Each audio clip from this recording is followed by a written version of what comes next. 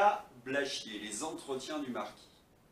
Blachier a bien changé depuis l'hiver 2020. Il défend les thèses des anti-covidistes. Alors, qu'est-ce qui est arrivé à Martin Blachier? Il y a une thèse possible, c'est qu'il est en couple avec Marie-Estelle Dupont. Oui, il est en couple avec Marie-Estelle Dupont, et elle l'aurait influencé. Alors, certains vont me dire, oh là là, d'où vous tenez vos sources? Eh bien, d'abord, Maître Divisio avait lui-même révélé l'information, donc je ne suis pas du tout le premier. Et puis j'ai un ami qui connaît bien Martin Blachier et qui m'a confirmé cette information.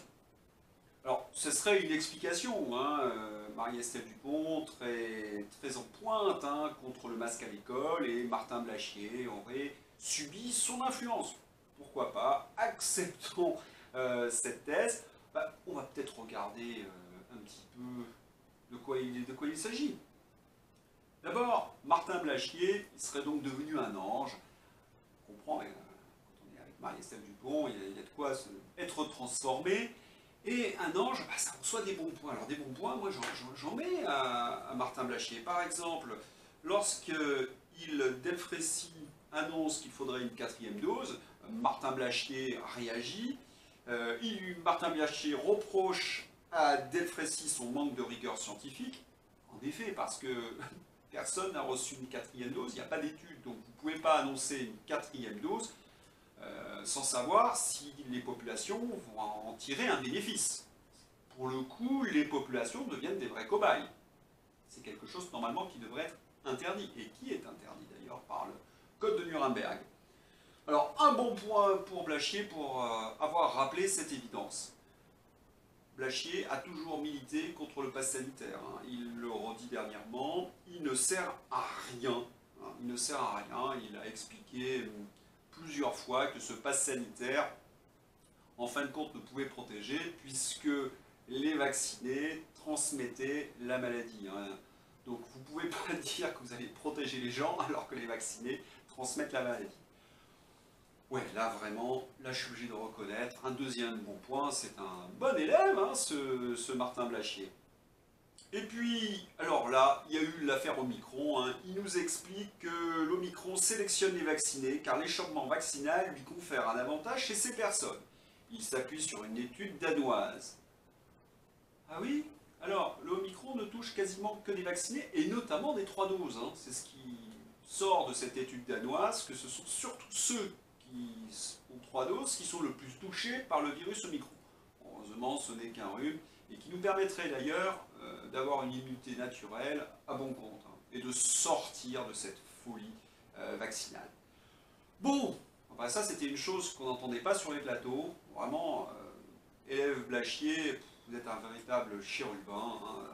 Là, moi, je vous mets encore un bon point parce que vraiment, c'est extraordinaire. Il défend les soignants dans son fil Twitter. Je suis allé le visiter. Hein. Il a toute une série de tweets pour défendre les soignants et l'hôpital. Bravo, hein, bravo, bravo.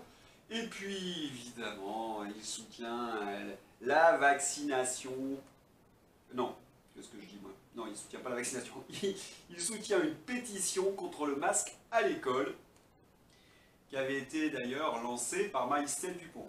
D'ailleurs, quand il dit « je suis d'accord avec Marie-Estelle Dupont » sur les plateaux de télévision, vous remarquerez ce petit sourire hein, de notre ami Blachier. Bon là, il a ses 5 points, il a les 5 bons points, c'est vraiment un très bon élève, hein, on ne peut pas faire mieux.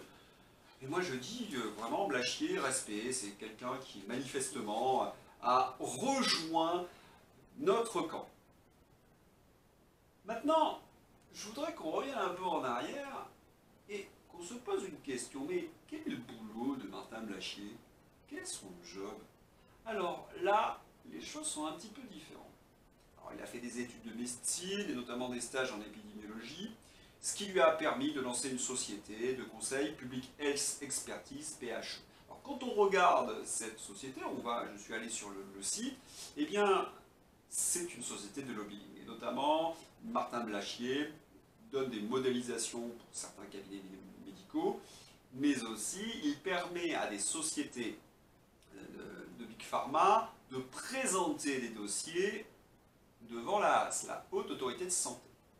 Alors c'est pas compliqué, hein. Si vous aidez une société, c'est que vous avez un carnet d'adresses, c'est que vous connaissez des gens, Et on comprend bien que le métier de Martin Blachier, c'est d'utiliser son carnet d'adresses. Alors c'est là où on se dit, tiens, c'est un lobbyiste, mais pourquoi est-il sur les plateaux de télévision? C'est parce que justement il est un lobbyiste, qu'il est très proche de la majorité présidentielle, qu'il a eu les plateaux ouverts et qu'il a pu donner les éléments que je vous ai donnés. Alors vous allez me dire, mais il y a une contradiction puisqu'il a l'air de tirer sur le gouvernement.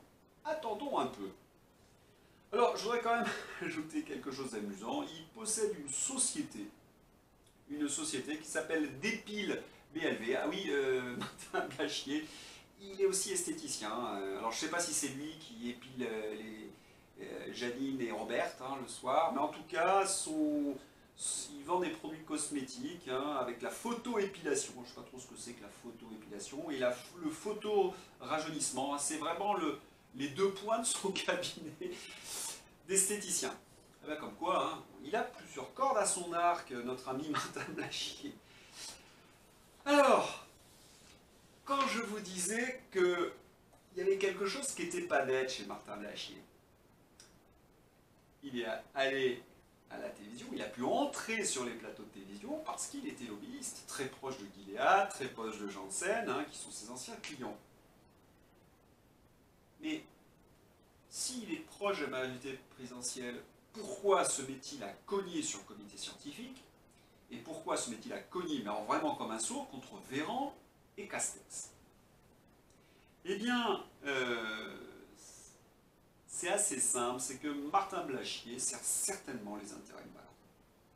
Remarquez par exemple comment il a tapé sur Raoult, notamment parce que Blachier a accusé Raoult d'être un charlatan et d'avoir bidonné ses études, ce qui est une fake news énorme, c'est plutôt l'inverse. On a bidonné les études sur l'hydroxychloroquine et pas l'inverse. Enfin bon.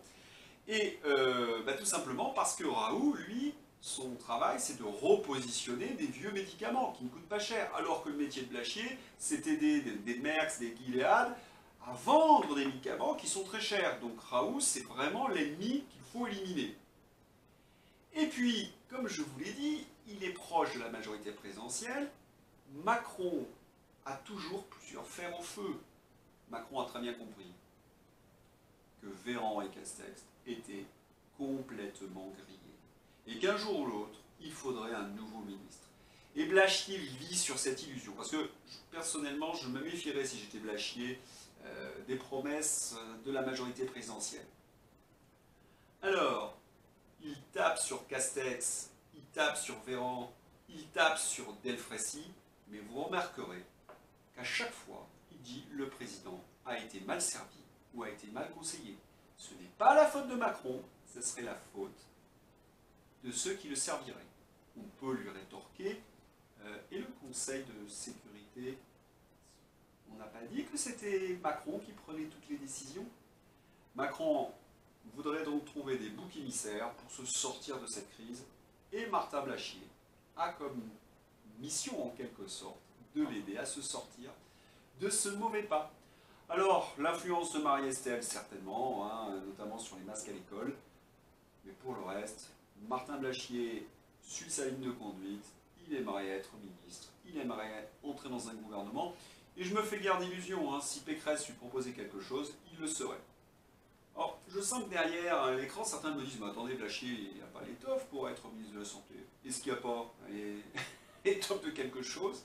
Elle qui nous a prononcé il n'y a même pas 2 jours que Carlito et McFly faisaient honneur à la culture française. Aujourd'hui ministre, c'est un métier de communicant. Et Blachier, il faut lui reconnaître, avec sa gueule d'ange, avec ses propos un peu à l'emporte-pièce, eh bien il passe bien. À tel point que d'ailleurs que Florian Philippot lui a demandé de rejoindre les manifestations. Évidemment, c'était une plaisanterie et une boutade. Mais voilà, nous l'aimons bien, dans une certaine mesure, notre Blachier, il défend nos positions. Et en fait, non, il ne défend pas des positions, il essaie de trouver une porte de sortie à Emmanuel Macron.